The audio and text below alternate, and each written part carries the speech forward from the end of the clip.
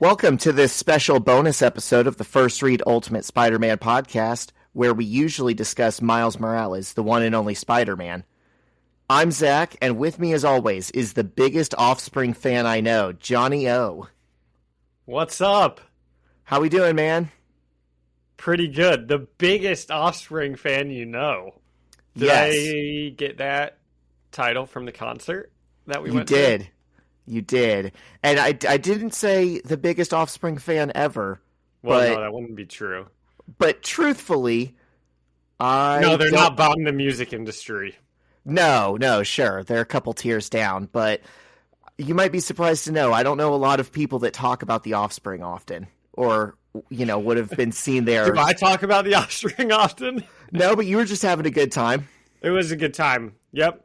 Zach and I went to a concert the other week, of which you don't even know how many times I've told people about your scheme that you've got going here. Can we talk about this on air?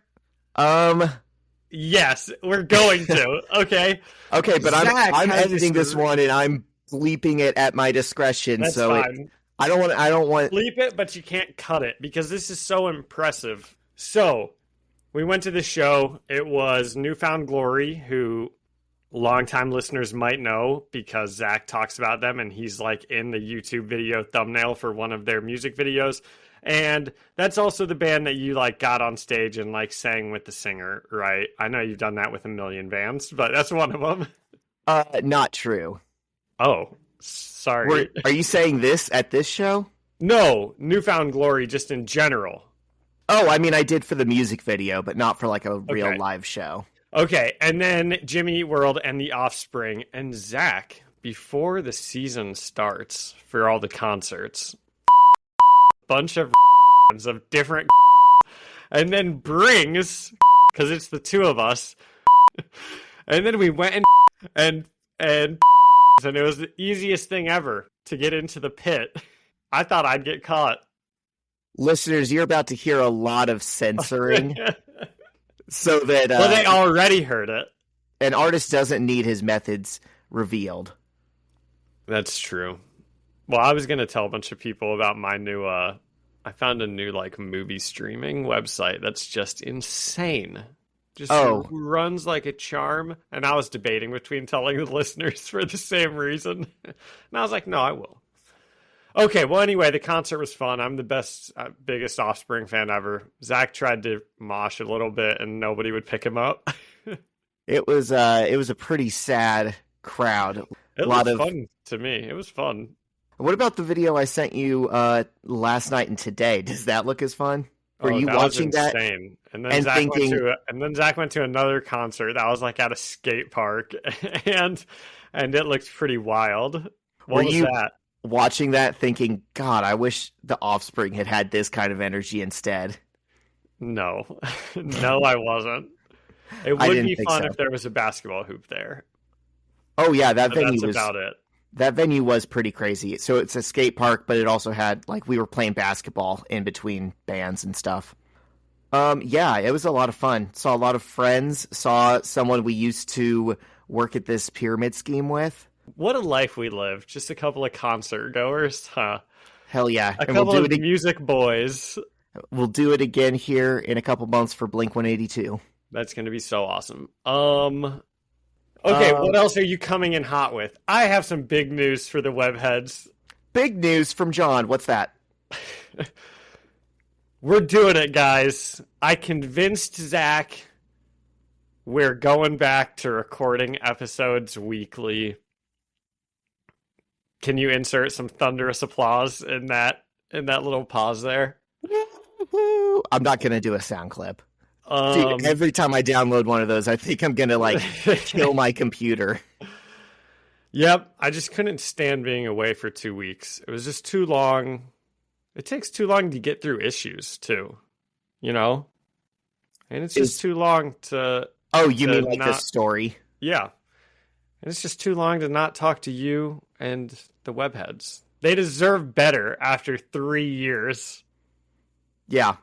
I think the words that John used specifically in this conversation at one point was, Do you know how much I've sacrificed for this company? Which is a lot. He sacrificed so much, and I thought, you know what? That's right. We're going back every week. And all it means is I have to record. I have to edit 1 week, and then Zach edits the next week. And my goal is for everyone to know the episodes that I'm editing, because I'm going to insert a bunch of hijinks in them. So there's our big news. Awesome. Are you coming in hot with anything else? Because I guess we can just tell them. I have a lot. This is not a normal week's. If you tuned in wanting to hear about Miles Morales and whatever he's up to in the last 2 weeks, which I don't remember because it's too long, Zach. Aaron's in Mexico. Aaron's in Mexico. I don't even know who that is. His Uncle Aaron. Aaron. That's right. Okay. Well, we're not doing that because a couple of big superhero movies came out, so we're going to talk about those. And then we're reading Zach's favorite Fantastic Four issue this week. And if you're a Fantastic Four reader, I guarantee you it's not one of the ones you're thinking of. And you might say, wow, John's wanted to read Fantastic Four issues for years at this point. He's talked about reading like things about the Maker. And instead we're reading Zach's favorite Fantastic Four issue, which is from like the 1800s. Wow. Okay. Do you want to get into that now? Is that where this is leading organically? No, I was just being salty and funny. Okay, what do you want to talk about first? We've got so many things. I'll let you go in whatever order you want to. So the big segments are the comic. Big segments. Big segments. We got to hit on the comics. We got to hit on Superman. We got to hit on Fantastic Four, the movie. So I say let's just get into the comic, send it over to the Better Business Bureau, and then rip this shit. Let's do it. Let's rip this shit. But first, a word from our sponsor, Fantastic Four. Now in theaters near you. Every business says they're better. But the ones that earn and display the BBB seal back it up. It instantly identifies businesses that are committed to operating with integrity, honoring promises, and telling the truth. Makes you wonder why every business doesn't have it. So look for it, because it's looking out for you. That's why it's the sign of a better business. And find a better business anytime at bbb.org. I'm tone deaf, dude. I can't sing for I swear to God. And we're back. And John, I didn't take notes today. We're just doing it off the cuff with the issue in hand. This is Fantastic Four number 252 from, what is this, 1981 by John Byrne. Okay, so why did we pick this one?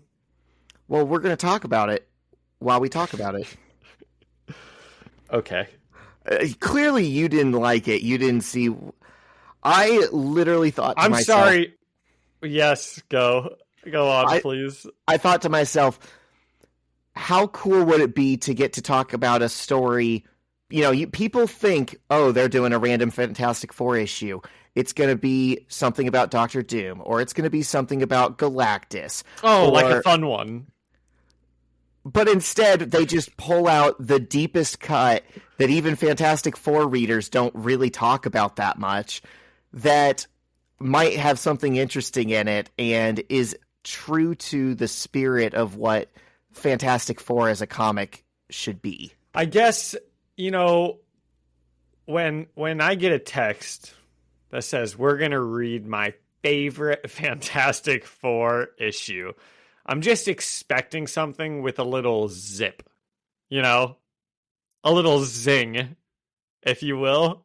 I'm so sorry. So in my mind, there's a difference between my favorite and the best, right? Like, my favorite episode of Supernatural was just one of the random shitty ones from season 2 where there was like no big twist, no bad villain. Man, it just was a good episode in my mind.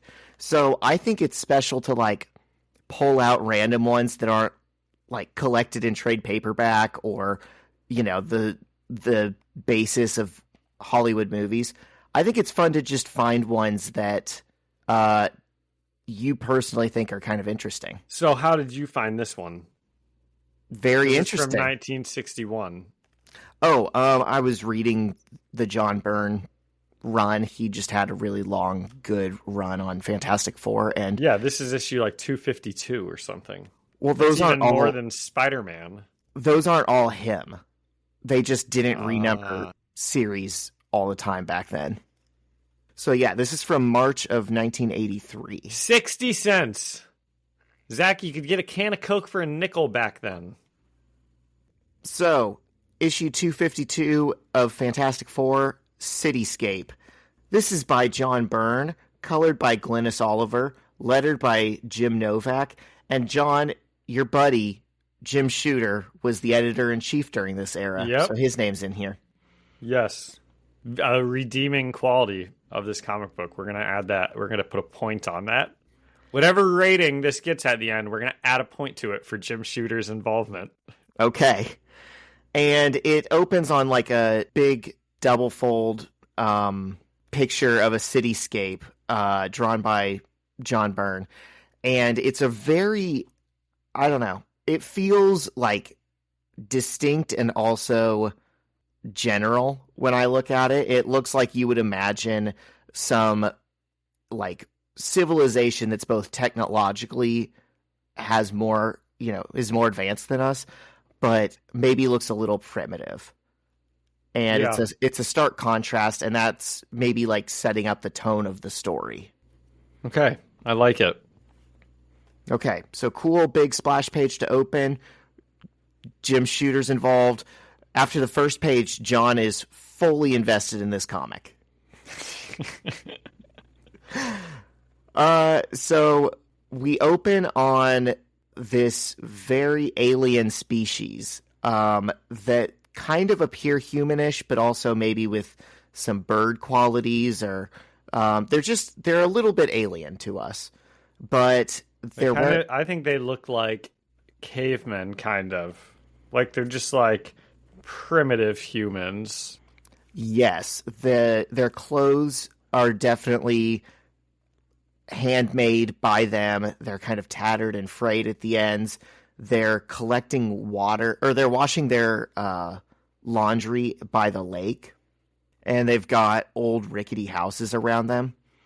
So primitive is a good word to use, and I think it'll come back up again and again as like a theme of this issue. And the main one that we're focused on, we're getting her internal monologue, and the other women around her are laughing and mocking her. And she's thinking that these were just her friends, like not long ago. But this is what happens when you become marked. And we don't really know what she's talking about, but at least to me, John, these felt like concepts that were relatable enough to a human experience that I could kind of understand what they're doing a little bit more than if it was more alien. Does that make sense? Do you agree? It's just girls teasing each other, man. They're not so different from us. Nope. And as this main alien woman rounds a corner, a guy catches her and puts his hand over her mouth and is like, don't scream, it's me. And we find out that it's her fiance. This girl has a fiance who is the chief's son, and he wants them to run away together so she can escape whatever this fate is. Here's something that kind of annoys me in movies, and this is going to be so stupid of a complaint, but I kind of hate it when everyone's name is so like weird and like similar and weird that I just don't know who anyone is like talking about ever. You know, it's like I'm just like looking at this page And I'm like Tanar and Uta, and I have no idea what this woman's name is. I've like read it through again because it's not memorable because they don't have like real names. They have like sounds for names. So anyway, it's just, I'm sure that that's a really stupid complaint and everyone can call me a dumbass for having it, but yeah, John, all names are just sounds. My wife's name is Shyla. That's not something anyone understands how to spell or pronounce, even though it's very simple. Like, we have no frame of reference for names other than if we've heard them before. I guess you're right. I'm just, like I said, it's just a dumb complaint. This guy's name is Tanner. It's just with an A, not E. And that's messed up. Right. Okay, so we're, like John said, this could be a bug or it could be a feature. In my mind, we're looking for context clues, right? We're getting media that we can really analyze in order to better understand it. And we're picking up on the kind of relationships that they have and sort of what they're talking about. And he's like saying, nothing's changed between us. And she's like, no, we can never. I am only fit as a bride of Uta. And Uta is in bold. And we don't know what that is or what she's talking about. But like John said... maybe it makes more sense why I'm confused. But it helps us because we can surmise the way it's being used. It's the name of something or someone. And it's like foreboding. So it's like, this is obviously either a god or a king to them. And... Well, and she says a bride. So that implies multiple brides. Yeah, this guy has like a harem of these women, but apparently that's a bad thing for her. It's telling us more about their society. Wow. And we're touching on a Superman movie where Superman has a harem. Does he? Gosh. Well, you saw the Superman movie, right? He has Lois Lane. It's like a big part... the message from his parents. Dude, I missed all the important parts of that movie, apparently. John was insane. At the concert, John was like, yeah, and something, the evil Superman clone. And I'm like, the what? And he's like, the dude he's fighting the whole movie. I'm like, oh, yeah. Somehow what I got out of the movie was more its vibes and general appeal and less... these concrete story details, John, that either do or don't matter. Okay, I'm excited to talk about it more. Yeah. I'm excited to get to explain to you what happened in the Superman movie. And then I can explain to you how the Superman movie made me feel and tonally what it struck. Yes. Good. This is why we're two sides of a coin. That's true. Okay, so you're Sacagawea, and I'm the other side of the Sacagawea coin. Like the Washington Monument or some shit. Yeah. That's funny. Anyways, don't think we got away from Uta and Tanner. We're going right back. We're trying to gather all of this information about their society from their conversation when they're interrupted by a falling star, and they start chasing it and realize something crash landed near their village. And when they get there, because we've already seen them portrayed as human-ish. I mean, they're like more human than not when you think about how most alien species in media are depicted. This plays like an alien arrival, like in a movie or TV show. If you can just imagine like a human story of a small community sees a UFO crash land outside their village, you're replacing them with us in that experience, which I think is really an interesting concept. Because at this point, I didn't really pick up on that. Well, at this point in the comic, they have been the subjects that we're following, not the Fantastic Four. We have not seen the Fantastic Four at all yet. So in the context of the story, they are the alien presence here, not these gray and red people. Yeah. So their ship opens up, and Johnny comes out flaming on, and Sue and Ben and Reed all step out of this device. And John, this is a creative flourish, I'd say, that we can attribute to Jim Shooter, because he had a company-wide policy when he was the editor-in-chief that the writers had to write every issue like it could be someone's first, because it could be someone's first.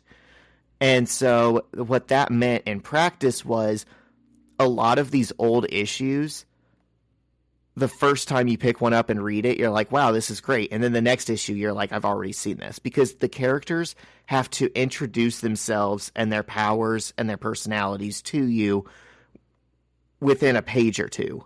Huh. Which means you would always get these weird exposition of you already know pages where, Sue Richards will be like, wow, I love my husband Reed and my little brother Johnny and Ben Grimm. I'm so glad we have, these fantastic powers that I will narrate to you. And it's like, we're on issue 47. We know who these people are. But in Jim Shooter's mind, maybe you don't. Huh. So all Jim the Shooter. Okay. All the X-Men stories. He's not perfect. You don't like it? Well, isn't that kind of a bad thing? It is, but I also do appreciate the sentiment behind it. Like, he was trying to think so specifically about the experience of, like, a new reader.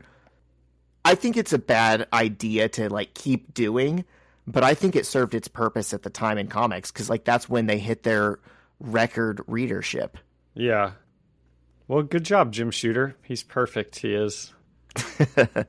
But I have read about 100 X-Men issues around this time where it opens with them in the danger room and something goes wrong and everyone has to yell each other's names and use their powers to stop the thing.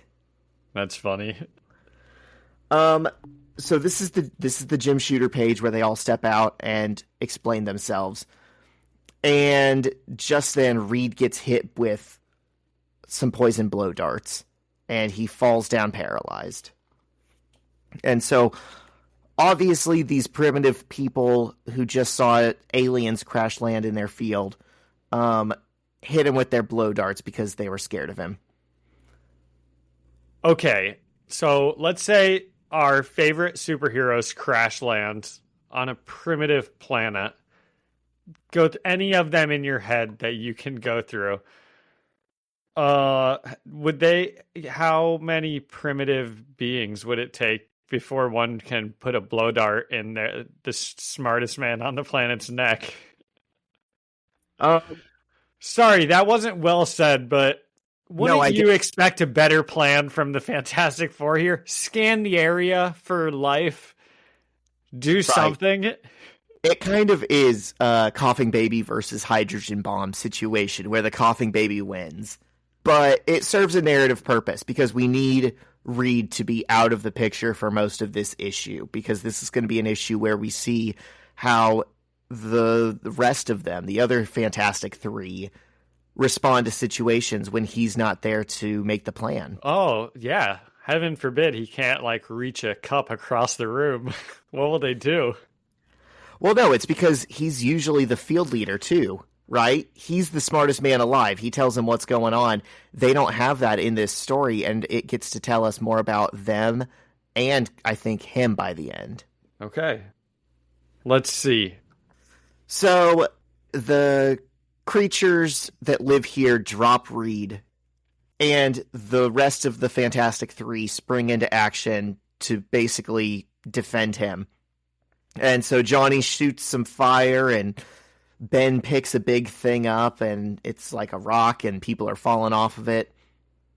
The main lady, who we haven't been given a name for her, but Tanner's girlfriend, is watching them from behind something, and she thinks no women are allowed in battle, but the bride of Utah is of no value to the tribe.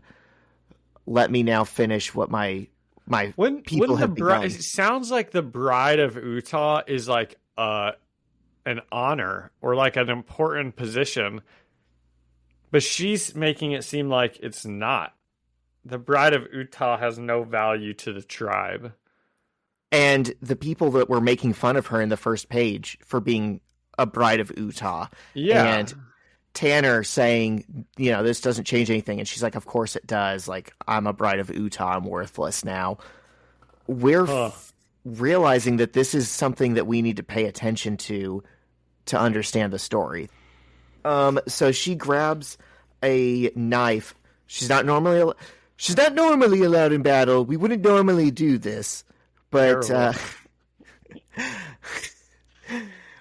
but she's a Bride of Utah, so it doesn't even matter. And so she approaches Reed with a knife, and she's going to kill him. And she gets sucker punched with an invisible hand. And oh my God, we remember Sue Storm is the Invisible Woman. She was just standing there the whole time. There's a reason they call her the Invisible Girl. She does say girl here. It should be... They change it to woman. I know. Later on, right? Well, I thought they already had, but I guess not. Oh, well, I was just like reading what was on the page. That's what she says. She says, there's a reason they call me the Invisible Girl. And you're right. Yeah. That must be a Jim Shooter thing. She's got to introduce herself. And dude, that's like a Silver Age thing. I thought that they had stopped calling her Invisible Girl like when she got married, pretty much. But no, apparently they still are using that old title in this issue. Anyways, so that was Sue's plan. Was she went invisible to let one of them think that they could sneak up on Reed and then punch him, and someone yells stop, and we get kind of a wise old mage, or like, I don't know, the town's elder. Mama. That's yes. This like shriveled up old lady comes up and says, "Don't you remember the prophecy that says that 4 outsiders described exactly like these people would someday arrive, and we need to greet them with honor?" Kind of fun, John. Their coming was foretold in the prophecy. Wow. Incredible. So I kind of hate the way this mama looks. Oh, yeah. She looks like a monkey skull. She's horrifying. She does. But anyways, she brings them back to her hut, and they kind of lay Reed down, and she says he's not gonna die, but he's probably paralyzed for a few hours. And they're just going to let him rest on the floor there. John, I'm going to do a lot of reading in this issue because I feel like this was very intentionally worded by John Byrne, and he would not like to be paraphrased. Okay, go for it. I'm so bad at my job as comic book podcast host, but I'm sure reading all of this that you're about to read to everybody, I just like skimmed it as quickly as possible. I'm like, we get it.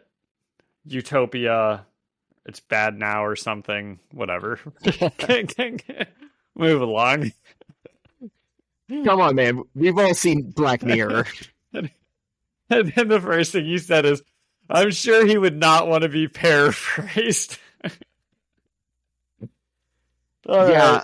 Go ahead. I could probably use someone reading this to me, so... Our differing experience makes a little more sense now. Okay, so we know there's a prophecy. We don't know the specific wording. Sue is like, I don't understand. And the wrinkled up hag says, "Of course not, child. The old words said you would come in kindness, but act in ignorance." This is 1983. That's kind of a Yoda-ass thing to say. This was the 60s. No, dude. This was the 80s. Oh, I thought it was 61. That's on the title of the Fantastic Four because that's when but this is like 20 years after. That's when issue 1 came out. Yeah, we're on issue 252. Okay.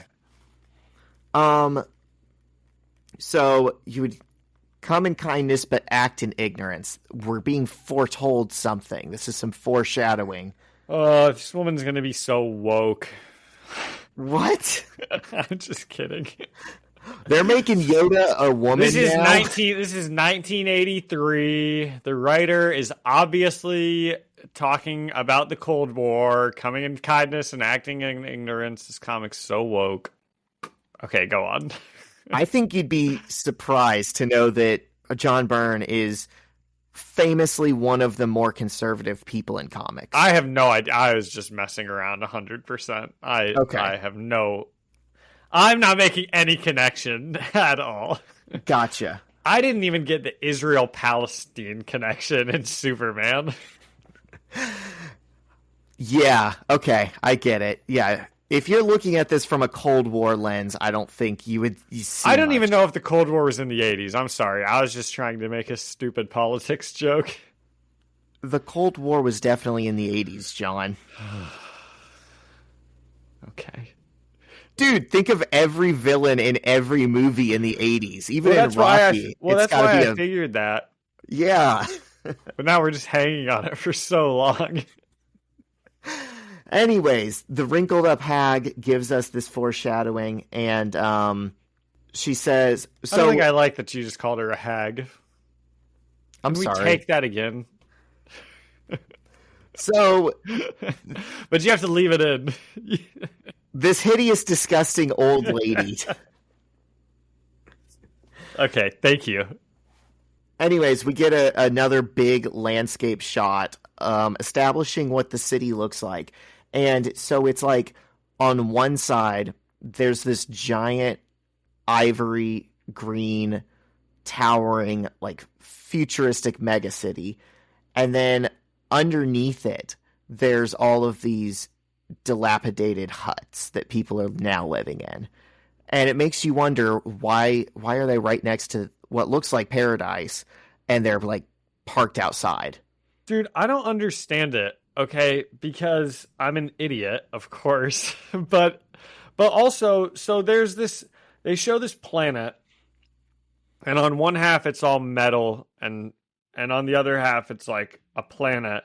And I don't understand which side is supposed to be the paradise.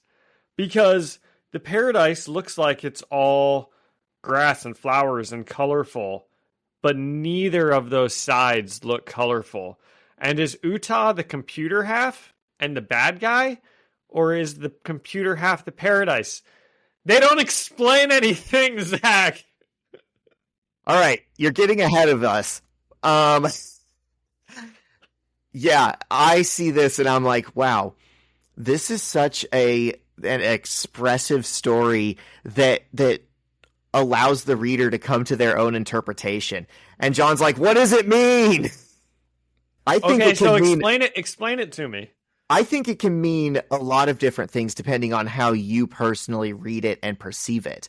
I think there could be some really interesting political things going on here, because John Byrne is a conservative guy, and it seems like they say it was a perfect life where no one had to work, no one went without food or any luxury.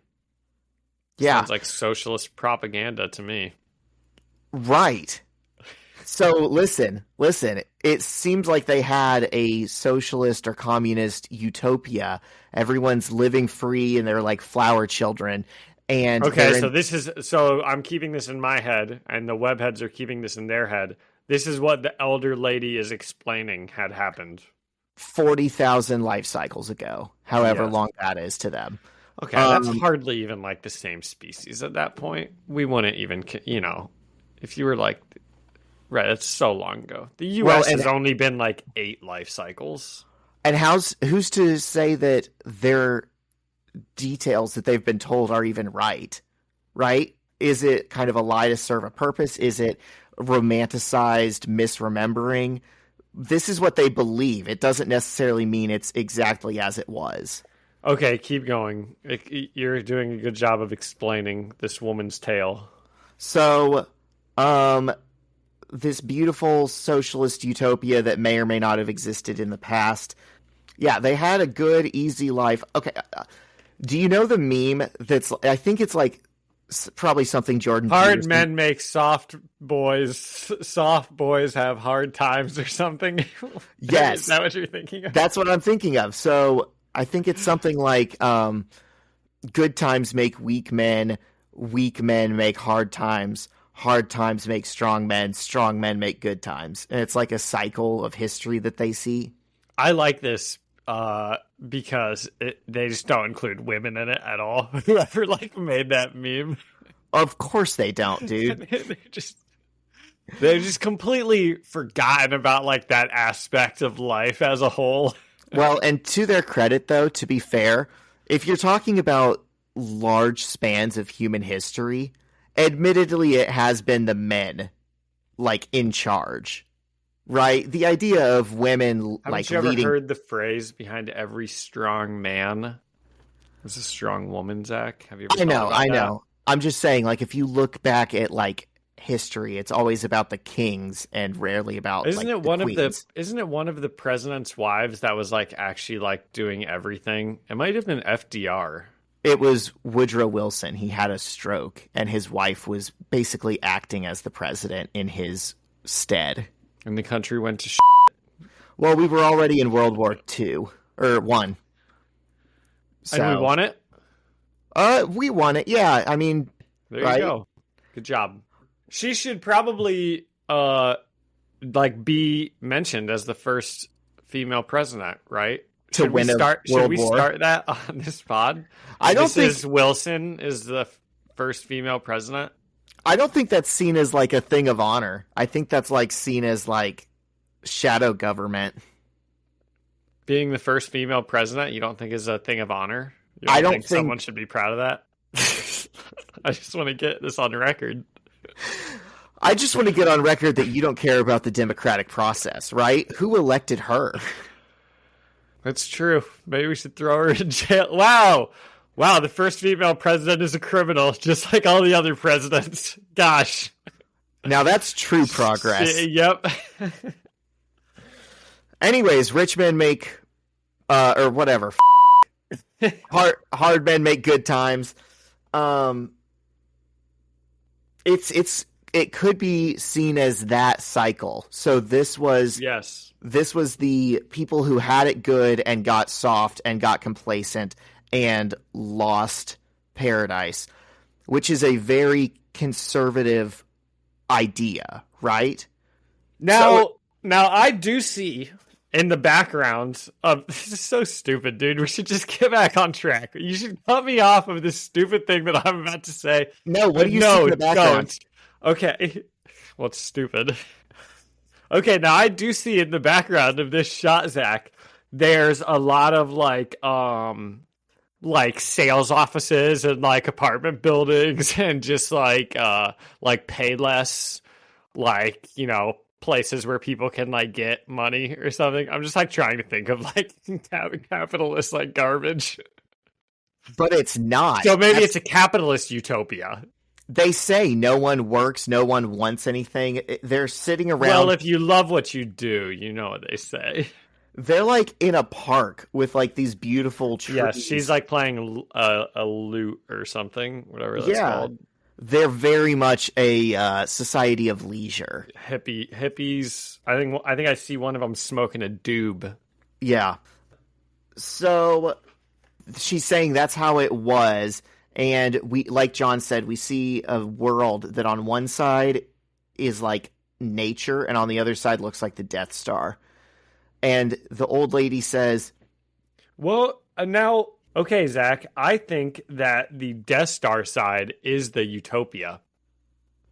Which is like kind of weird because it does look like they're hanging out in nature, but I think that's just inside the machine side of the world.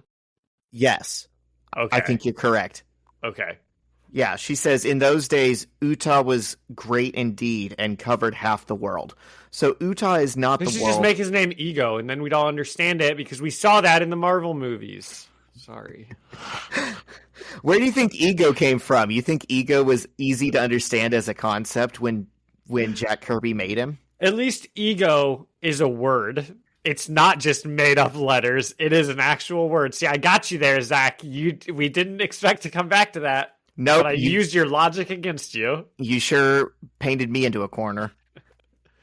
So Utah is expanding. This technological city that they're living in is expanding across the world, and it's like interesting.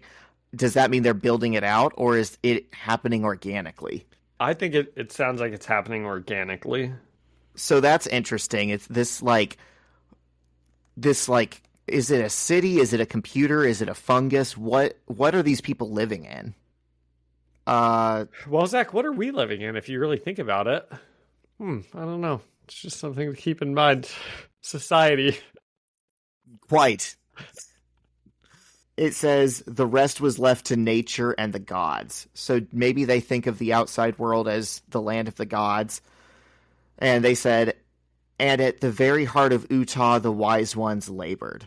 To give Utah... Oh, we got him. What'd we get him? I thought nobody worked. The wise ones labored? Yep. That sounds to me like people telling you they labored, right? They are coming down from on high and saying, don't worry, everyone, we figured stuff out. So this is like the government. Yeah. Okay. So the wise ones labored. To Utah, they had given a living brain and commanded it bring forth perfection. So seems like they have some kind of organic computers. They're like typing and stuff on looks like plasma and plants. And they had given it a living brain and commanded it bring forth perfection. So it sounds like they gave their city some kind of artificial intelligence and free reign to do whatever it thought would bring about perfection. So this is kind of like what happens in Elon Musk. My favorite movie, 2001: A Space Odyssey. Hal. It's not that Coke. It's not that Hal is evil inherently. Hal is a tool that the humans are misusing the same way they first misused the bone when they were monkeys and they picked it up. That's a classic AI story, you know. Oh, it's doing what it's programmed to do. It's user error. Humanity, yeah. But it's not they're not saying AI is bad. I believe that, and a lot of people come away with that belief from 2001, but that's not the claim Kubrick is making in that movie. He's saying that whenever human evolution is ready to take the next step, it happens because of tools that we figure out how to properly use. And until we know how to use them, they are like worthless to us. And just like we didn't know how to use weapons until we did, when we first get AI, we're just fumbling around in the dark with it. We don't really know what we have. And that comes because Hal is given a separate mission from the humans that are on his shuttle. They think they're going to do something less exciting, and he knows that they're basically out there looking for, like, God. And he has to not let that mission fail. So he kills the humans because he didn't, in his mind, his main mission is not their safety. It's one of those situations. Okay, I'll check it out. So they gave Utah the goal of creating perfection. And what happened next was basically everyone that lived inside of Utah was filled with fear and started rushing out of the gates in the billions. And they only felt safe when they were out of Utah. So they've been, like, expelled. This is kind of reminds me, I'm sure it reminds you too, working in a Catholic school, of like the Exodus story in the Bible, right? The Jews are freed from slavery in Egypt, but they make it across the desert. That was a really funny.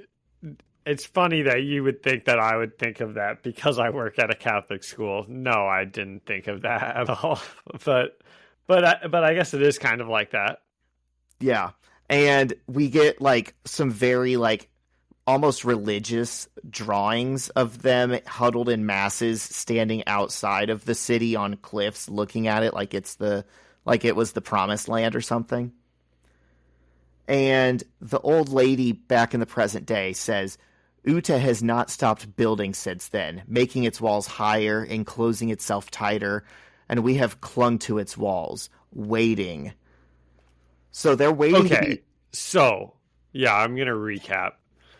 So, quick recap. They all lived in this utopia inside of basically like a living planet. City. Yeah, a living city. And then it filled them all, everyone in it, with an overcoming fear, which is kind of the most interesting part of this that they don't, I think, talk about. But maybe they do, and I just skimmed it. They don't.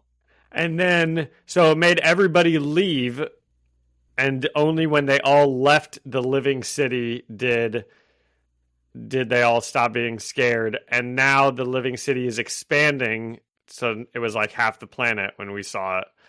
And so it's pushing them all into a cramped area, and they're waiting to be let back into the city. Yeah. Okay. Isn't that a cool concept? Sure. Yeah. Well, but they aren't going to talk about why it made them all fear. That's kind of interesting. Yeah. But okay. Let's see how the Fantastic Four deals with this. I don't really remember, so... Let me read. But I do know that I hate that Johnny and Sue are so blonde. I know every week I come on here and I say, I hate the way this looks and I hate the way that looks. But I hate that they're both so blonde. Why? Why is that, John? I don't know. I couldn't tell you. I don't know. They're just too blonde. They don't look real. They're standing next to a wrinkled up hag of an alien and a rock man, and they're the ones that don't look real? Yes. Yes, out of the four of those characters, the two that I'm most put off by are Johnny and Sue. Go on, Zach. So, anyways, Sue is like, heard their tale, and she's like, a lot of this doesn't make sense, but one thing's clear, the Fantastic Four have a job to do. So this is, the stage is set, this is what the issue is the Fantastic Four are going to try and help this society. Without Reed, notably. And then there's like a little B-plot that runs through a lot of these issues that I'm not really going to cover. It's just Annihilus in the Baxter building chasing Franklin around. Yeah, don't cover the interesting thing that's happening. Okay, John, you cover it since you think it's interesting. Well, I don't really know what's happening. Annihilus is chasing little Franklin around, and Franklin had cosmic powers, but now he doesn't. And, you know, it was interesting that Franklin knew he was Annihilus when he, like, burst through the wall. Sure, that's like one of their big villains. I've never heard of him. He's the tier below Galactus and Doctor Doom. I don't know anything about the Fantastic Four, so... Okay. If you know 3 Fantastic Four villains, it's either like Annihilus or the Mole Man are like the other 2 you know. And Alicia Masters is slung upside down? That's Ben's blind girlfriend. See, now this is interesting, and the Fantastic Four is dealing with this whatever. Yeah. So you can read the previous and following issues if you care about this through line.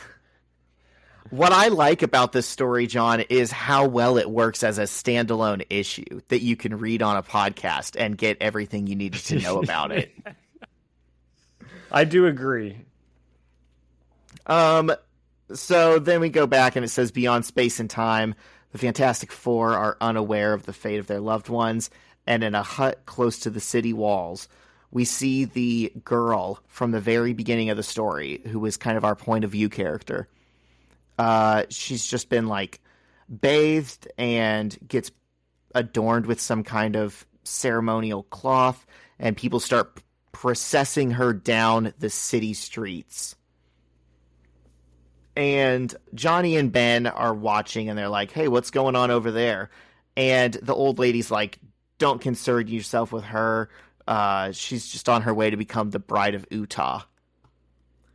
And Johnny and Ben are like, bride of Utah?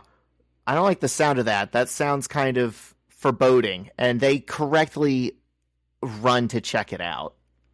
And we see them lead this woman at spear point up to the walls of the city, the gates that they had all come out of and then never gone back in. And Johnny's like, they're forcing her to the door. And then they see a giant laser ray gun come out of the city and aim at her. So Johnny flames on and catches her and lifts her out of the way of the laser. And all of the people from the city come up and they're like, fool, it's forbidden to stop the sacrifice to the bride of Utah. And I like what Ben says here. They say, release the girl to us at once. And Ben says, sorry, handsome. Once the Fantastic Four rescues a maiden in distress, she stays rescued. I think that's a pretty cool superhero line. That is a good superhero line. Why is Utah just gonna shoot her? Like, did he ever say he wants a bride? Why do they do this? Is this a commentary on religion? It's about religion and society and what John Byrne perceives as primitive cultures. Because that phrase has come up. We've said it organically based off of just what he's drawing. And he has one clear creative vision because he is doing the drawing and the writing. So this is specifically the thoughts of one man's mind. And it's fun to parse through them and say, what does he mean by that? So we've said he's drawing them as primitive. Later in the story, it calls them primitive. So what is he talking about here? Who does he consider to be primitive people? And then what is his feelings about them? What sorry. Oh, nothing. I'm sorry. What are John Byrne's feelings? So they're like, you fool, he was about to accept her. And what? She was about to get lasered. Yeah. That's what they intended. They wanted her to get lasered by Utah. They think Utah wants maidens to laser. And to show them that they're wrong, Ben lifts up a giant rock and throws it at the city, and the laser blasts the rock. So clearly it's just defensive lasers that are going to shoot anything that comes near the city. And I like this this narration bubble. It says, realization ripples through the crowd, an almost palpable wave. Images of wives, sisters, daughters, and sweethearts sacrificed to their strange god. And for what? So these people's whole faith system is just shattered in one moment because of Ben throwing that rock. Wow. And it says, not far away, Sue and Johnny go running. And he says, it looks like we just created a whole mess of atheists, Sue. And as long as the natives won't mind anymore, let's see how tough Utah really is. So, when all you have is a hammer, everything looks like a nail. You give Johnny something to throw fire at and Ben something to punch, and they're going to throw fire at it and punch it. So when you said at the beginning, let's see how they handle things without Reed, I almost said they'll just punch everything. Yeah. And that's what they're doing. They took away the brains of the operation, and now they just have some wild cards.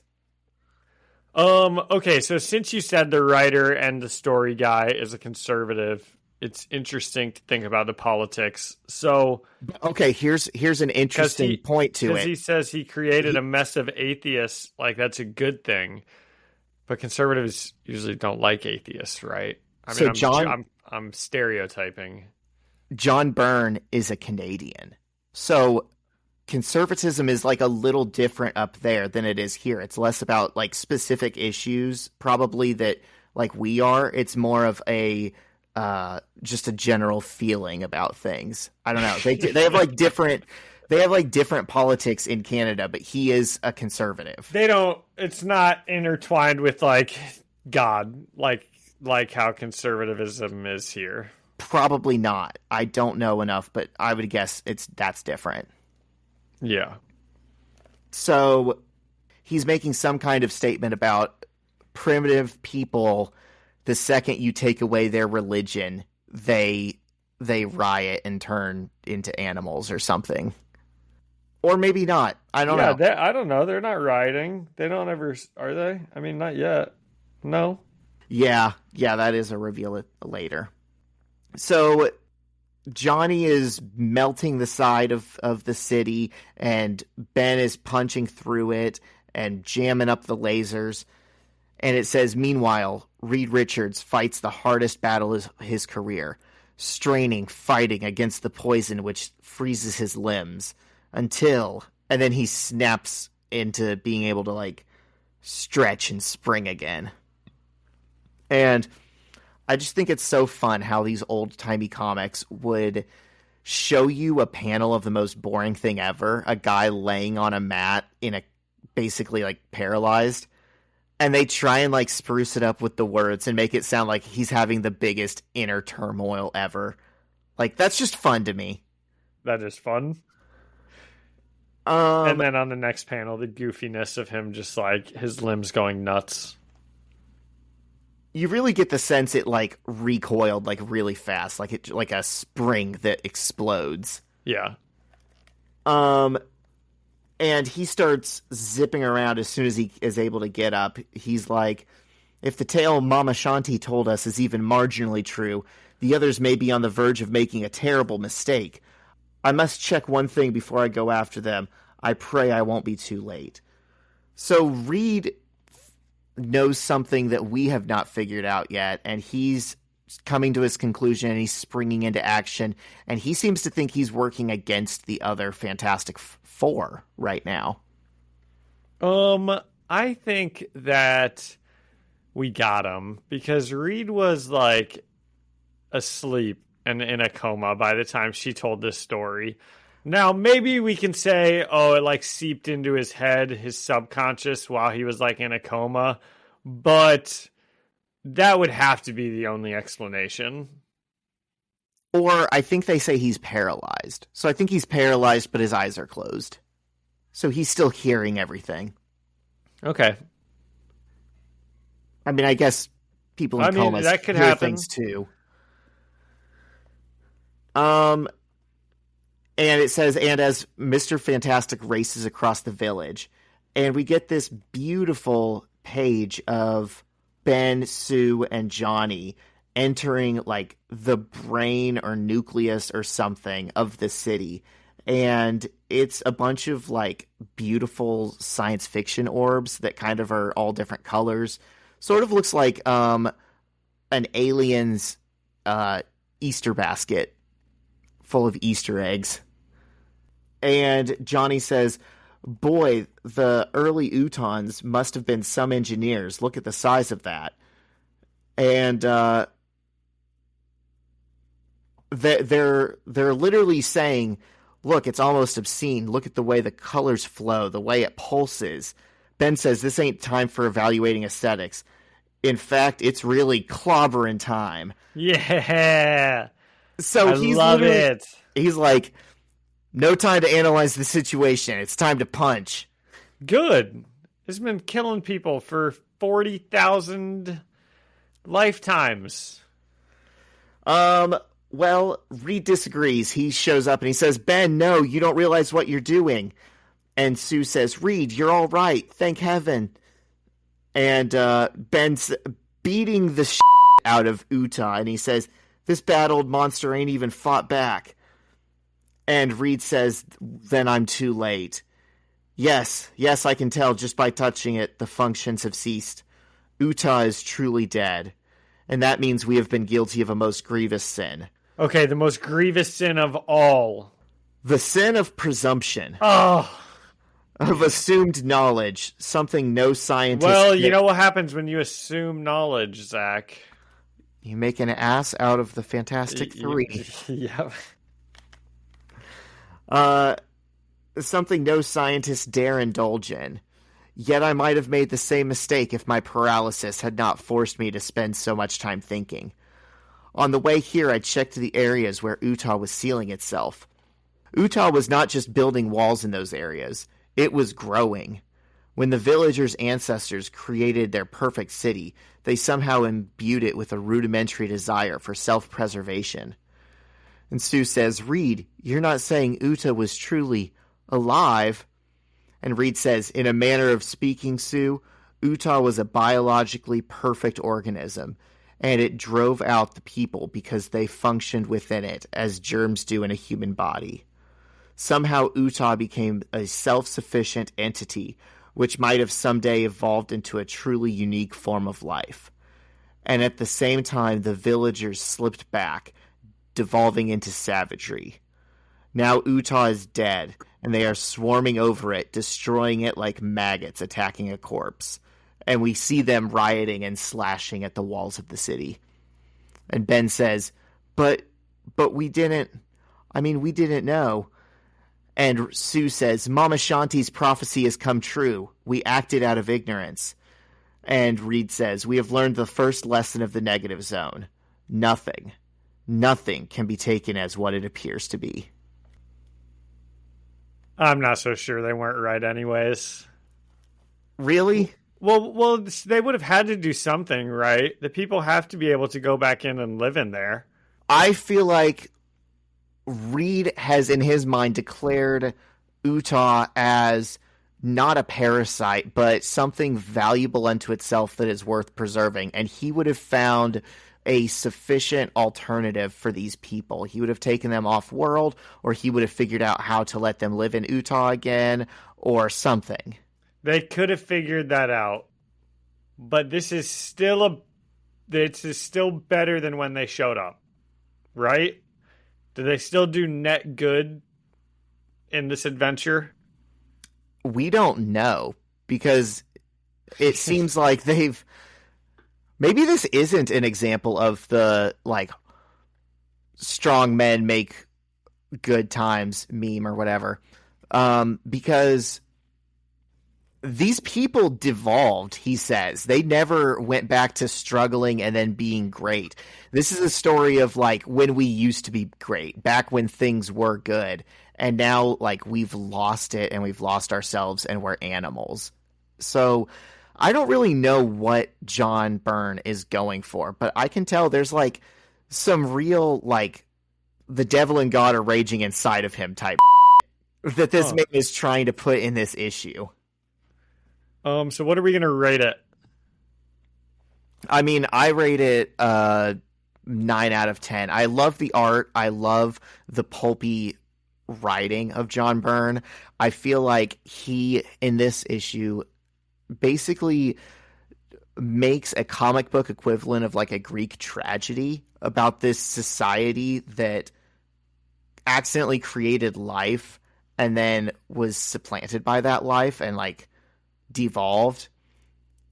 I don't know. It's very interesting to me, and I love how neat of a single issue it is. It might be the cleanest single issue of a comic I've ever read. Okay. There's a really interesting Doctor Who episode where they go somewhere and there's like a war that's been going on for generations, right? It doesn't say how long, but just like this. It's like 40,000 lifetimes. And then at the end, you find out that, and of course, there's like all types of like religious, and you don't even know why you're doing things right. You just like are doing it because they've been doing it for generations and generations, right? And then at the end, you find out that the generation is only like 1 day long. The war's really only been going on for like, 2 weeks, but it's anyway, that would be kind of interesting here. That is so true. Their life cycle might be.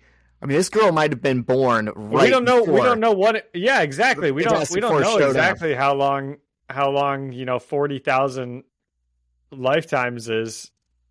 But I think that this will be better for this species in the long run. Cannibalizing utopia is a fruitful way to start a society. But you got to look at the whole thing, the whole timeline, because they got kicked out by their AI, and then it was taking over the planet. So if the Fantastic Four didn't show up, then eventually it would have just taken over the planet, and the whole species would have just kept sacrificing people until they eventually died. I'm glad you brought that up, because that reminded me of what I think we learn that's important about Reed Richards in this issue, which is we could see this as AI hostile takeover. It really is an AI that turns into a biological organism, which is what fascinates Reed. And in that process, he wants to study it, and he sees it as like a living thing worth preserving. Whereas we could say, well, it was an AI doing a hostile takeover, and now you can call it biological, but it's still like a virus, right? Some people could say this is like a plague unto these people. Not to Reed Richards. I mean, there's also a million, like, that's a very classic Doctor Who story also, is like, well, the villain is the villain of the week, but are his motivations really villainous? Or is he just like an alien trying to, like, exist? Right.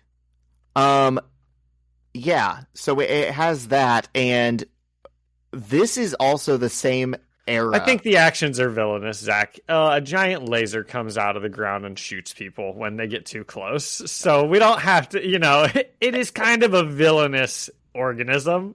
Or it's defensive. It thinks that that's like, it was provoked. Just like any other, living being. Yeah. And people who, sit with guns outside their house and shoot people when they walk up too close are villains. Yeah,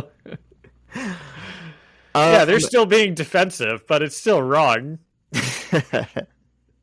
I guess. But anyways, so another thing that happens during John Byrne's Fantastic Four run is there's an issue where Galactus comes to Earth, but he's too weak. He needs to feed to survive. So it's like him or Earth. And the Avengers are like, this is great. He's weakened. Let's kill him and be done with this and never have to deal with Galactus again. And it's Reed Richards who steps in and saves Galactus's life because he sees him as like a life form that is just as valid and deserving of life as like humans. And so the thing about Reed is he is so smart. Because Reed is a villain. But this is why Reed's a villain, and this is why Reed makes a good villain. Reed is so smart that he perceives things in a completely different way than everyone else. He sees them as like a scientist and someone who wants to understand things and archive things and preserve things.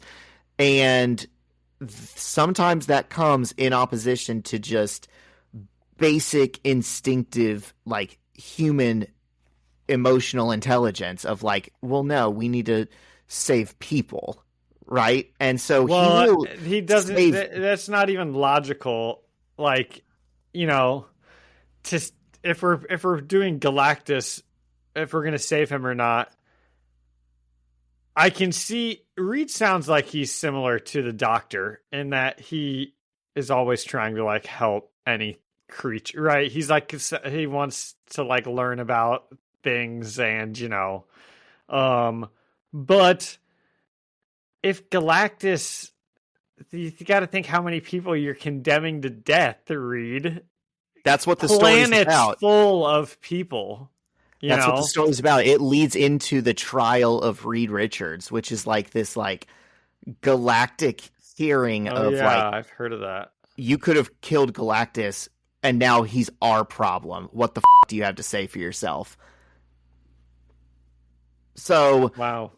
So that is where Reed is both heroic and potentially villainous in the same way, right? It's consistent for his characterization. If he sees a goal as being more noble than the survival of humanity or any given person, he's going to pursue that. Huh.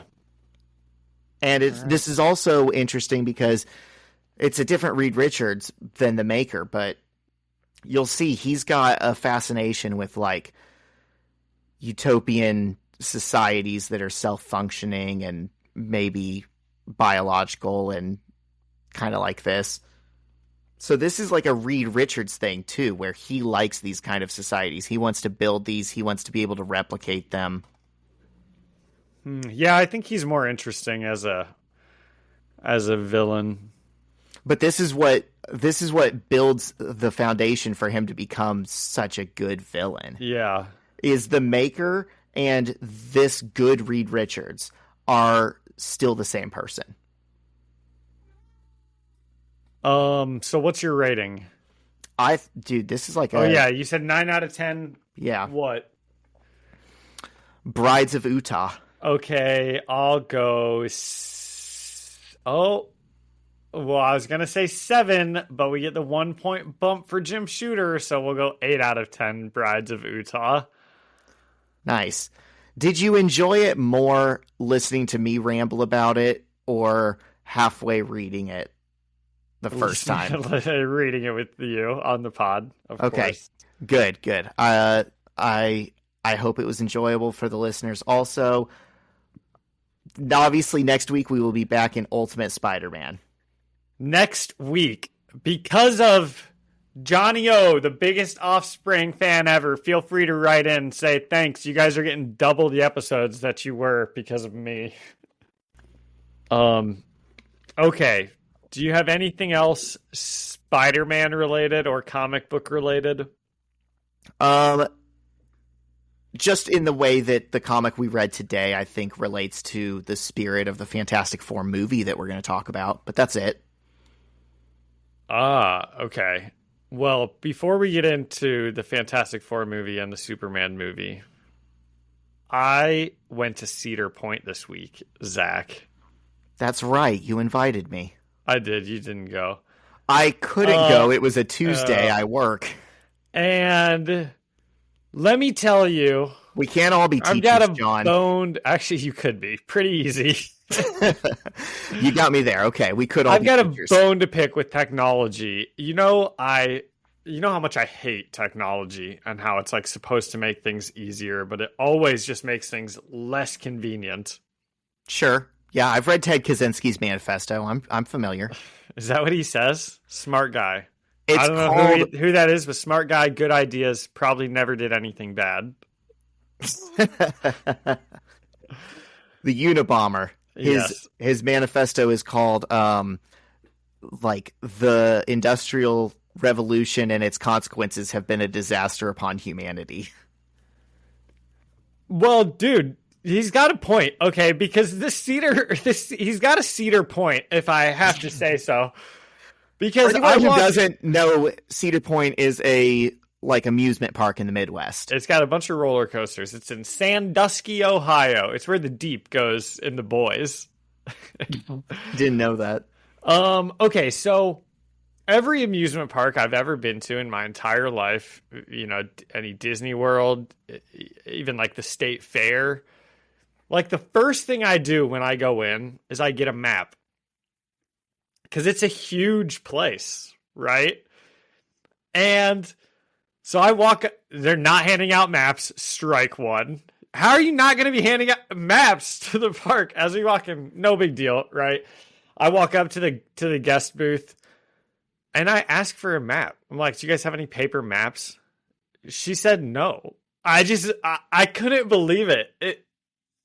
She goes, there's a sign over there you can take a picture of, and then you can get in on the app, and there's a map. There's a map on the app. Dude, that's so annoying to me. I mean, do I even have to go on how annoying that is? Could that be any less convenient.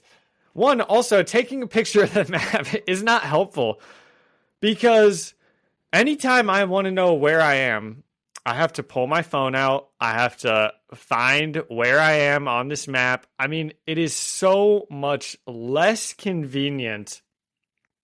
It blows my mind. And then, you know, do you have anything to add? Should I just keep going? Well, I came up with a cute little... I don't know how much you know about Dora the Explorer, but whenever there's a place she's got to go, you know, there's a thing that you got to know, and it's I'm the app. I'm the app. I'm the app. I'm the app. Dude, it was okay. So we don't know where we're walking around because, you know, we have to take out our phones. Heaven forbid we don't want to carry our phone around the entire day. Now we have to because it's more convenient to do that than to have a map. Okay. And also there's no signs in front of the rides that tell the wait. At least on some of them. I won't fully lie and say on all of them, but on some of them, probably about half, there's no signs that show the ride wait times. Do you know where it is though, Zach? Do you know where you can find that information? On the app. On the app. on the app. On the app. Now, I mean, Zach, the gosh darn ticket was $50, plus there was $10 in taxes, plus there was $10 in fees. Are you listening to me? I'm getting this kitty cat so that she stops hitting glass. Okay, so the tickets were $50. There's $10 in fees. There's $10 in taxes. Parking is $37, or you can get Premier Parking for $54. Parking is $37 to park the car.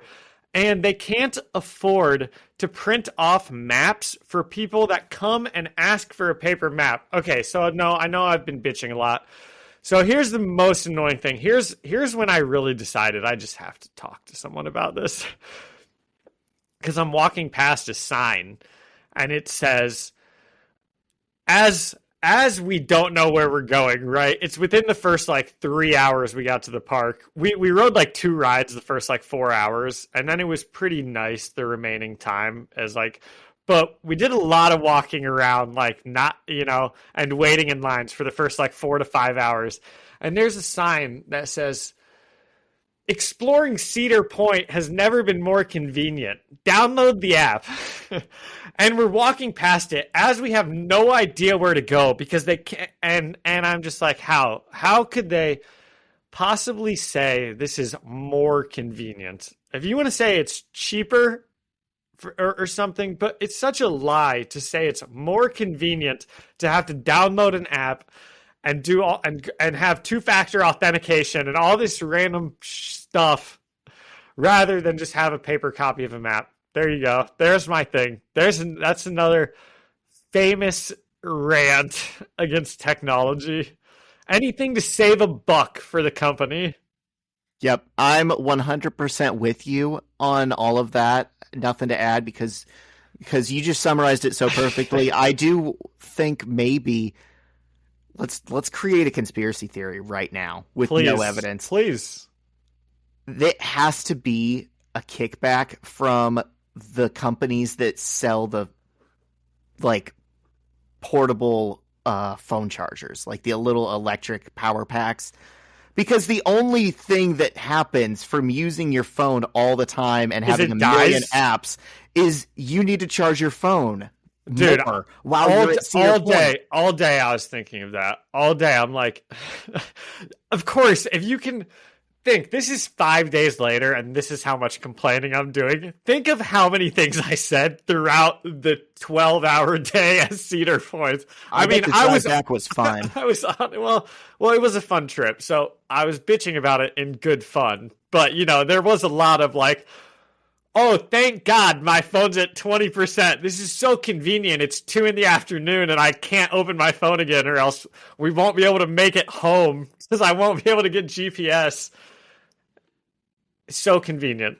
And it was a fun trip. So Cedar Point. Cedar Point. Yeah, fun times. Good roller coasters. They're our next week's sponsor, actually. Yep. Okay, which movie you want to do first? This is what everybody wants to hear. Our opinions on these movies. Let's do Fantastic Four because we just covered the comic. Okay. I liked how this movie looked at like what has already been done in the one from 2005, and I honest to God didn't watch the one in 2015, and I don't think anyone else did, so we don't need to talk about that.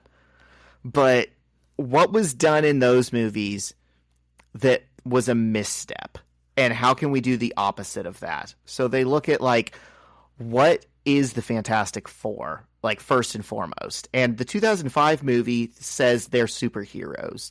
We know what superheroes are. That's the deal. This movie says, no, they're a family first, and then they're scientists, and then they're explorers. And I think that's also kind of what our issue today was about them as explorers mostly, and then Reed as a scientist. But I really liked that those elements of like, what separates these guys from the Avengers or the X-Men, you know, well, they're a family and they're scientists and they go places and they do things and their goal, they will save people. They are obviously trying to be helpful, but their main goal is always good for superheroes to do. That's what you want out of your heroes. They think of themselves more as like adventurers than like people who are like defenders or something. Well, definitely not. Okay, so here, probably do some spoilers here. So here's the right. They're a fantastic family, and then Sue has her baby, and Galactus comes, and he wants the baby because he's going to be able to take over for Galactus, which is an interesting concept. I would have liked to have learned more about Galactus. And then they don't let Galactus have the baby, and they beat him up at the end.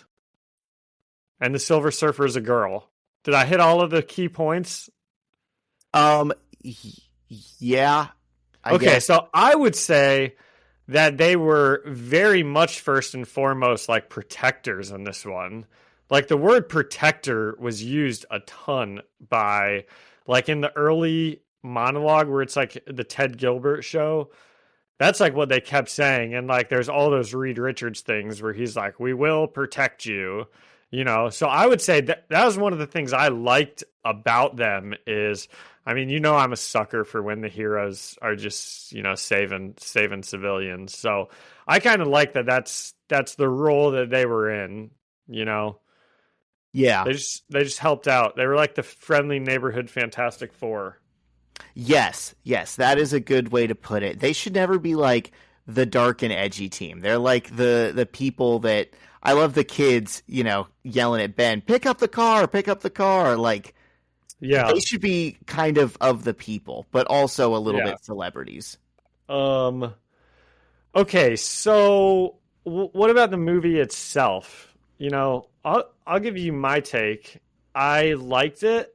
It was good, but I'm definitely not willing to say it was like better than good, because it just didn't do anything that I wasn't expecting at all, right? I like purposefully didn't look into the trailers at all. I'm like trying to do that in movies now. And the only thing I knew about it was like, oh, it's got Galactus in it and the Silver Surfer, which just because I know the comics, it's like, okay, well, the Silver Surfer is going to come. She's going to say Galactus is coming. Then they're going to have to fight Galactus. And that's what happens. That's the movie, you know? So there's nothing, what they did was fine, but it didn't leave me with any thoughts other than like, that was fine, you know?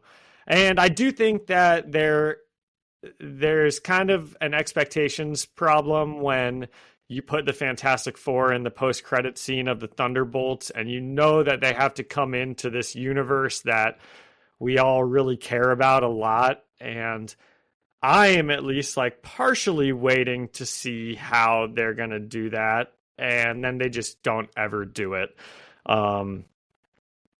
So there's a couple things that they put in the movie that I think that they messed up by like drawing attention to that, but I'll let you go. Yeah. I love the architecture of this movie. I sent John a link to an article about the architecture of the movie, and he had a lot to say. I'll let you take it away and say your favorite parts of that architectural article that we both read. Yeah, I like that the buildings were round. Yeah. One thing that I kept noticing was it was like a combination of real and fake buildings. So there were certain buildings that you would see and recognize from our real world, but maybe they wouldn't be even from New York. Like if you've seen the Wilco Towers in Chicago, they're like round and kind of look like corn cobs. I think I have seen those. They were in New York in this movie. Because why the hell not? The lobby to the Baxter Building was the Oculus, which is like the train station hub next to Ground Zero, designed by Santiago Calatrava. There was just a bunch of stuff like that I was picking up on, where you could tell where they filmed on location and where they moved stuff around, and then even the fictional buildings, even the rest of the Baxter Building, had a very intentional, purposeful mid-century modern or like neo-futurism like aesthetic to it. And it created the sense of this like world being the optimistic, bright 60s, as opposed to like the 60s that we actually had in our timeline. Huh. It was really well designed, well themed movie. Like the same way you watch Stranger Things and you think, oh, this feels like a Steven Spielberg movie from the 80s. Like they had an aesthetic they were going for and they hit it. And I also liked how all the characters felt like themselves. And I found myself thinking, if I were to get a Fantastic Four movie that didn't have Doctor Doom in it, what would I want from it? And I kept thinking, I would want it to feel and look like this. I'd want to see the Mole Man. I'd want. Oh yeah, he was awesome. I'd want Galactus. Yeah. The Mole Man stuff was definitely a. They needed more stuff like that. I'm glad you brought that up. Actually, okay, keep going because it reminded me of something. I'd want to see if Doom couldn't be the big bad. I'd be like, okay, then Galactus is the big bad, obviously. Yeah. Did he live up to the hype?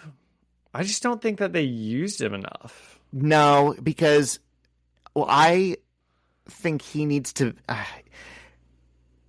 He mattered about as much as Kang mattered in Ant-Man Quantumania. Yeah, exactly. And he's like Galactus. Be your big bad, and then he's just that easy to beat. Yeah, I agree. Or I just needed more scenes with him because he does look so cool. I would have liked more images of him just like towering over stuff. I want more of that. Showing the scale of him. Yes, the scale ones were great. When he's like spawns next to the Statue of Liberty and just kind of looks over at it. That was good fun. I loved the way the Easter eggs were done in this movie as opposed to in other movies. Like look at Wolverine and Deadpool and Wolverine, whatever that was, and how like heavy-handed and look at the camera and nod and wink and pull for applause all the Easter eggs had to be, where it's like anyone who even knows what Marvel Comics are kind of know like what you're making fun of right now. Yeah. This one was more Easter eggs in the old sense of how movies used to do them, where it's like in a single shot, you go, that's the journalist from Kurt Busiek's The Marvels. And he's taking pictures of them, and it's like, that's set in this world. Yeah. And little things like that you can just appreciate so much more because they're not detracting from the movie, they're adding to it. Yeah. And I agree. It's like everything that I would have wanted to see in a Fantastic Four movie, this had. And still, it wasn't quite, like you said, like it's good, but it's not great. But I'm glad I saw it. I mean, Definitely. clearly, I got everything I wanted out of it. I think it's such a shame that they had John Malkovich in the movie and they cut his scenes. That's such a, I don't care. And it wasn't even that long of a movie. I think it came in around like 2 hours. And man, he's such a good actor and he always hams it up in every single thing he's in. And that would have just adding in extra things that happen like on the way from, A to B to C would have just made it not seem so like boring sometimes, like, I don't know. Yeah, it is weird that you would bring in John Malkovich. I shouldn't say boring, but yeah. How do you bring him in, film something, and then just not use it? I know that's incredible to me that they'd be like, "What should we cut?" Man, the movie's just like, it's just a little too far over runtime. We should cut all of John Malkovich's scenes. They must have been the worst written scenes by a mile. To get, I think it's because a lot of his stuff came in the opening, like Ted Gilbert, where they're like talking about the Fantastic Four and what they've done over the last 4 years. So, and it was just going to become like too long to get to like back to when they're home, like with dinner and Sue and Reed are like talking about their pregnancy and whatnot. At least like the things I've read, that's what it seemed like. And I don't agree with that, but that's what it sounds like. I bet they're just holding back the cards to make a little bit of extra money when they can release the Shackman cut that's 8 minutes longer. I'd love it. But apparently there are no deleted scenes because that's not how like Marvel movies do it anymore. Everything is like they don't finish doing the effects on scenes that are not in the movie. So there's no deleted scenes anymore. It's just another thing technology's made lame. We don't get deleted scenes. Okay, what do we think of Pedro Pascal as Reed Richards? That was the hardest sell for me. Is he supposed to be autistic coded? Yes. 100%. Yeah, that's what I thought. Where he's like, the first second he's on screen, he's like, I can't quite find the iodine. Honey, it should be here, but I don't think it's here. Yeah. 100%. I'm like, oh, okay. They made Reed autistic. That's fine. Yeah. I mean, I like Pedro Pascal. He doesn't look like Reed does in my head. And it's a little hard to me when I think it used to be a strength of Marvel that the characters that they cast, the actors that they cast, I mean, they were good. They were good enough to handle the roles, obviously. But they weren't already so famous that you associated them heavily with like a different role most of the time. Yeah. You would see them and it'd be like, oh yeah, obviously Tom Holland's Spider-Man, obviously, Chris Hemsworth is Thor. Like when you bring in someone that Chris Hemsworth had one movie under his belt when he was cast as Thor, and it was Star Trek, where he was the dad, Captain Kirk's dad, for like 3 minutes. I forgot about that. And it's amazing that was his first role, because you watch him in it and you're like, dude, he's a star. What do you mean? This is a big role. He's crushing it. He's Captain Kirk's dad. He's as good as he's ever been. And he probably would have came back, but between like the first movie and the third movie, where I think they were going to bring him back, he became like the biggest star in the world. And they were like, oh, we can't get Chris Pine and Chris Hemsworth in this movie. Right. But yeah, when you've seen Pedro Pascal on your screen and everything for like the last 3 years, and then all of a sudden he is Reed Richards, you look at the screen and you go, no, it's Pedro Pascal. It's a little bit harder to like, but he was fine. I mean, his performance was good. I think they were all good. I just don't think anything interesting happened in it. I was kind of hoping Sue would die at the end. Like when they were going to kill her, when they had killed her, I mean, I knew she wasn't the whole time. I'm like, she's not going to die. She's not going to die. Then for 1 second, it looked like she was going to die. And I'm like, I like this. This is interesting. because there's going to be repercussions to this movie, you know, which I think are kind of necessary. And then there's just not. The baby brings her back to life, and everything's perfect. And you know, there's, like you said, the Galactus came, and there's absolutely zero things that changed at all. Yeah. I'll be honest, I thought there was also going to be repercussions. I thought we were being shown this beautiful, innocent, hopeful world, so we could see it be destroyed by Galactus at the end, and this Fantastic Four become like refugees to the main universe. Well, obviously by now it shouldn't be a surprise that I think Reed is more interesting when he at least has a little villain in him. So I was kind of hoping to see him like lose something that could steer him towards that path, whether it be like his home or Sue or something, right? That could like cause him to go crazy. I thought they would be forced with a choice at the end to save themselves and baby Franklin by going through that wormhole and leaving Galactus to destroy their Earth. And yeah. He would be the one to make that call. And it didn't go that way.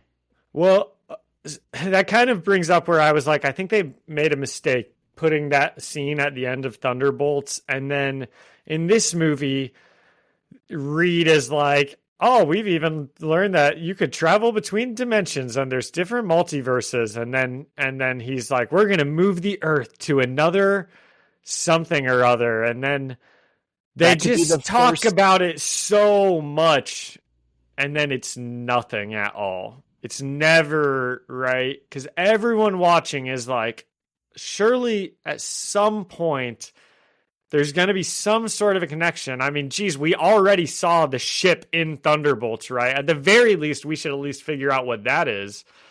And we don't. And I think that's kind of that leaves people just wanting more, which I know you want to do, but it almost leaves people not getting what they expected.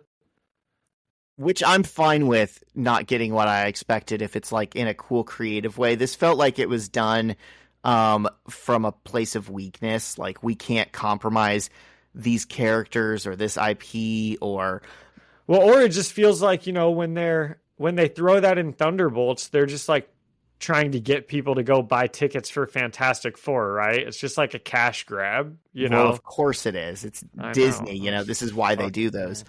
But clearly, I think at this point we can assume that ship is going to be the Fantastic Four traveling the multiverse looking for their baby that Doctor Doom took. Yes, so Doctor Doom came at the end.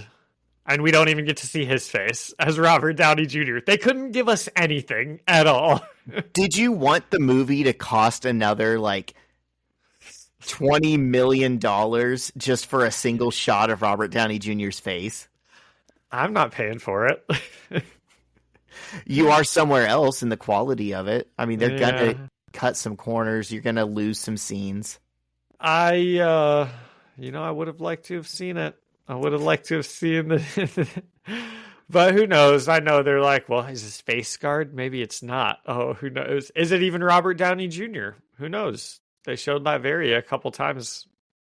Honestly, it might just be a Doombot. Yeah. There might not be anyone in there. Victor Von Doom does not have time for that. No. Okay, so what you got? Anything else specific, or what should our rating be? For the Fantastic Four movie? For the Fantastic Four movie. Should it be out of Fantastic Four? Sure. I will give it 3 and a baby. I'll give it a fantastic 3 out of 4. Okay. You can keep the baby. Okay, Superman. Pretty good. Zach, you can give the slightly spoiler rundown of the movie. Okay. He's got a big S on his chest. Yep. He's a good, wholesome guy. Uh-huh. Kindness is punk rock. Good grief. This is not a plot summary at all. Do you know how to do a plot summary? I would need to remember the plot for that. I know he saves a squirrel and it's cute. Super. I'm in love with Okay, Lois here's Lane. the plot. Here's the plot. Crypto was pretty cool. Superman stuck his nose where maybe it belonged. You know, he stopped a war between Israel and Palestine. Israel was just no, just kidding. But he went and he stopped a war, and then all of a sudden there was a big monster man from that place, and he tried to fight it, and Superman got his butt kicked, and then Lex Luthor was doing some evil. They captured Superman. And, dude, lots of stuff happened in this one. See how it's a better movie than the Fantastic Four movie we just talked about? There's Mr. Terrific, and there's that annoying dog that keeps running around that's terribly trained. Oh, and you didn't like Lex Crypto? Luthor, I hate him, dude. I hate him. I know everybody loves dogs. I want to just take a step back from the mic so I didn't blow it out. I don't like badly trained dogs. Sorry, I'm just not a fan. And from the opening scene when he was jumping all over my injured Superman boy, I just didn't like it. And that goes from living with badly trained dogs that tried to terrorize my cats, and I'm scarred. Fair enough. Okay, so pretty good movie. So what individual things? What kind of comments do you have? Dude, my comments are so not as good as yours, because I'm like, well, Superman's favorite band, the Mighty Crabjoys, are it's actually Foxy Shazam. Okay, so which is a band that I Superman has this message. Superman has this message from his parents when he was sent to Earth, where his dad, Bradley Cooper, is telling him how much they love him and how he's sent to Earth to be a good guy. And then the message cuts off. And that's the only part Superman ever heard. Does this make sense, Zach? Are you remembering this? Yeah, dude, of course. This is like the plot of the movie. This isn't just who he punches. Well, and then they find out there's a second half of the message, and it's Bradley Cooper being like comically evil. He's like and being like, Superman, dude, kill anybody who tries to stop you, take as many wives, have a super babies. Obviously, you're going to kill all the Jews and just like do your thing, man. And anyone who, like we said, anyone who tries to stop you, just kill them or something. And that's so funny. It's so funny that the messages between the first half and the second half are so starkly different, and that they happen to get cut off from each other. That's really bad luck, man. This is nothing if not a really funny movie for like things like that, or like the lengths Lex Luthor will go because he hates Superman. Oh my God. When Lex Luthor picks up his coffee from the table right before Superman flips the table, and then he holds his coffee up to his mouth to drink it, and really quietly he says like, "Dog in a red cape," and Superman goes nuts. It's like the funniest thing ever. He's a really good Lex Luthor. I haven't really read any Superman comics at all, but this felt more like Lex Luthor than Jesse Eisenberg being a weirdo. This is like the best hero villain chemistry since, and possibly including Wilson Fisk and Matt Murdock. That's pretty good. Him killing the like falafel owner. Oh, dude, my gosh. That's so sad. Messed up. That's just messed up. Gosh, this one, lots of good stuff here. What about the Justice Gang? Hot Girl was pretty. Hot Girl's very pretty. She's Mr. probably Terrific the only rocks. one that didn't have enough to do, because Guy Gardner you got quite a bit of, and he was great. And Mr. Terrific just rocks, like you said. Yeah. That guy and Hot Girl just you don't show. get enough of. Yeah. Yeah, Mr. Terrific had a classic like James Gunn scene where like music plays and he's just like being awesome. Yeah. I will say that gosh, there were some moments in this that obviously got me a little teary-eyed. The scene with the little boy, and then there was a Ma and Pa Kent scene also. So I think this one got me twice. Oh, I was watching the Ma and Pa thing, and I was like, oh, I know John loves this scene. Where Pa Kent's like, boy, it ain't for dads to tell their sons what to become. I was like, oh, Pa Kent, you son of a gun. They were such good parents. I had the pleasure of watching that movie with the biggest Superman fan I know. Friend of the pod, Michael, probably listen to this. What's up? And did he like it? This would be a good. Oh yeah, they had seen it. They were like, I've seen this 6 times already, or something like insane. Like, I watched that is insane. I watched it for the second time, and here's something I caught in it that I didn't catch the first time, or maybe I caught it but I forgot about it. But what's that? The guy who drives Lex Luthor's like little machine in the Pocket universe. Yeah. Can you picture who I'm talking about? Yeah, he's like a horrifying creation of a man. He's literally he looks like the like... Greendale. He looks like the Greendale mascot from Community. If you ever watch that show, it's so funny. He's basically like a elevator operator. For Lex Luthor's hell that he made. Yes, and I know his backstory because I looked it up because I was so enthralled with this man. I was like Googling, who is this guy? And his name is Mr. Handsome. And Lex created him in a petri dish when he was 12 years old.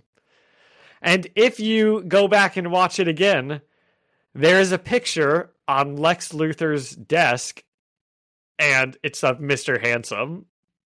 Oh, I love that. I know, isn't that like the cutest thing ever? He like has real feelings for this guy, and he calls him Mr. Handsome because after I learned his name Googling it, I'm still watching the movie because I watched it on that awesome streaming service that I was, it's like, and he's like, Mr. Handsome, take us back. And I'm like, this is awesome. I probably just thought that he was like, he didn't know the guy's name. That's awesome. I know. Dude, this Lex Luthor was so fun. Other than like starting the war and killing that guy and all the bad stuff he did, like I want to like him so much. Well, it's not the worst thing in the world for villains to do villainous things. Sometimes it's okay for your villain to not like have not just be like going too far on the right thing. Sometimes they can just be evil. Yes. Lex Luthor was equal parts evil and delightful in this movie. Yeah. Pretty good. What's our Superman rating? Is there anything else we need to get? I mean, Jimmy Olsen, ladies man, Jimmy Olsen, pretty good. Yeah. The whole Daily Planet staff was pretty good. It's all pretty good. Superman was just such a good guy. I love that in every scene they don't have to do this like stupid, snarky anti-hero thing that we've seen done to death. He's not boring. I mean, it's like as refreshing as when Marvel did it with Captain America. He's just a good, wholesome dude trying his best in like both a relatable and an aspirational way. Yeah. Yeah. It's a good characterization of Superman. And it's also, he cares a lot about the collateral damage. It's like a Superman that doesn't just like fly around destroying buildings without a thought. Yes. Like it's not he's usually like taking and there's just some good parts like I'm thinking of where he's like, hey, eyes up here, and then he just like flies up and away to like get it away from, like he's just like doing things like that, I liked when the Justice Gang first showed up and they're like, monster, kill it, and he's like, no, wait guys, I'm trying to figure out how to like deal with this peacefully and not have like a bunch of people and stuff get damaged. And then they just start poking its eyes. It's like the stupidest thing ever. Yes. When you said this, it is a funny movie. It's just funny in how genuinely, authentically wholesome it is. Like, yeah, it's just, I don't know. I started to see the appeal of Superman from it, and I'm gonna, at some point, Michael, I know you want me to read every Superman issue ever. That'll happen someday, probably. Well, that's good, because every single person who thinks of Superman just thinks he's like the most boring character in the world, like unless there's like an evil Superman story going on. So it is, which you know are getting old, because it's all we ever get out of like Superman characters now. Right. So it is nice to have like a good Superman, and you know he helped the Justice Gang become better, which is nice. Yeah. This movie was a breath of fresh air. I'm gonna give it, I don't know, 9.5 out of 10. I mean, for a superhero movie, that's high. I mean, for a superhero movie, it's a 10 out of 10, right? My God, no way! What? Dude, 10 out of 10's the highest they go.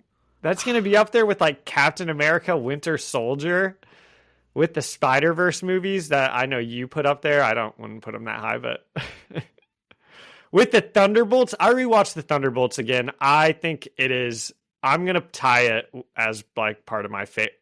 It is in, when I think of my favorite Marvel movies, the Thunderbolts will be in that conversation. I love it. Yeah. No, I get you. I hear you. I feel you. But if you want to call it a 10, you can call it a 10. I don't think it's recency bias. I'm not even a DC fan, and I'm going to think of this as like a very rewatchable movie. Okay. I did just rewatch it, and it was pretty good. Because a lot is happening. It moves quicker than like the Fantastic Four, which I only compare it to because they both just came out at the same time. I'll give it an 8.5 out of 10. 8.5 out of 10 what? Superman's? Squirrels saved. Okay, I love it. Best part of the movie right there. Pretty good stuff. And now we don't get another superhero movie for like a year. So, do we not? I don't think so, but I think Peacemaker comes out soon. Oh, that's another thing Foxy Shazam did the intro for. I think James Gunn is just like the biggest Foxy Shazam fan since high school, Zach. Because he's putting them in everything. Do you really want to taste that? Is that for this new season? No, that was last season's. Okay, they've got a new one this season. Oh, that was so fun. That was like the best intro ever. Okay. I'm sure this one will also be awesome. I didn't actually watch Peacemaker. You should watch it. Really good. What's it on? HBO. It's okay. James Gunn. It's really good. Okay, maybe I will. What else do we have? Here's something I put in my notes. We'll end on this if you don't have anything else. Okay, what's up? Is it weird now when you listen to rap songs and Kanye West is in it? Is it weird that he's like a full-on Nazi now? Dude, when I listen to Ball So Hard, is that what it's... Oh, wait, no. That's... When I listen to that we can song in Paris, yeah. Is it... That's kind of a jam, you know? Or when I listen to Forever, it is a little weird when we get to the Kanye part, and I'm like, this guy's spitting, but he's a Nazi now. The Drake part of Forever isn't weird, too? Oh, yeah. He's... Gosh, dang. Oof. Song. Eminem is one of the only good ones now. Yeah. Oh my God. Yeah. Jay-Z's a freak too, isn't he? Is he? That's what they're saying. Streets are saying. I don't know. I mean, I'll still listen to Collision Dude, Course. If you're gonna be with how are you with being a freak with like, I don't know. He's like with Beyonce. How are you gonna be a freak? I think that might have been part of the problem. I think like they might have been together when she was young. I don't know. I don't know the full situation, but I'm just like, okay, go on. Yes, well, we're talking about Kanye West is maybe is a Nazi, which we can say because he wrote a song called Heil Hitler. So I don't want to hear anything about how Kanye West isn't a Nazi in the comments. No, he is self-described as a Nazi. Although then I think he's taken that back on Twitter. And black people are Jewish, so. Yeah, a lot of stuff happening here. he will say a terrible thing and then recant it a week later and then go back to saying it. So I know, it's so funny to keep up with. It's so funny. I was thinking about this just yesterday when at the skate park, between all these hardcore bands, I kid you not, for a good 2-hour block, every single song over the PA in between sets was Kanye West. And I'm not just talking about the hits. I'm talking about like Jesus is King even came on. Jesus walk with No, not me. Jesus Isn't walks. that it? No, okay. Jesus is everything that I felt, praise the Lord. I don't know that one, but I know Jesus walks. That was a bop back in the day at Catholic school, baby. That's what I'm saying. It was like not even just the hits. It was like the new stuff. We had a Kanye fiend with the aux cord around all these hardcore kids. And no one said or did anything. It didn't seem like super out of place. Okay, so that's what I'm saying. Like, you know, you can separate. I firmly believe you can separate the art from the artist on just about anything. You know, I read Harry Potter books and they're good, and I don't have a problem listening to Kanye West. And you know, sometimes I listen to Ignition too, and it's a jam.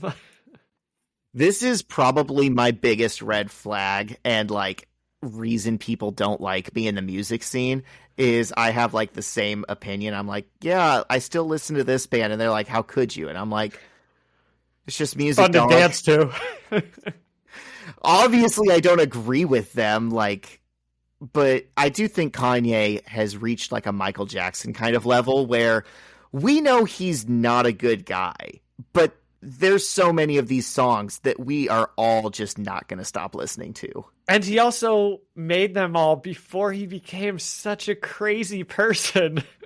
It's insane what yeah, anyway, we don't need to psychologize on Kanye West, but he was always a little bit crazy, but I know what you mean. Well, there's artistry and mania are two sides of the same coin, like us.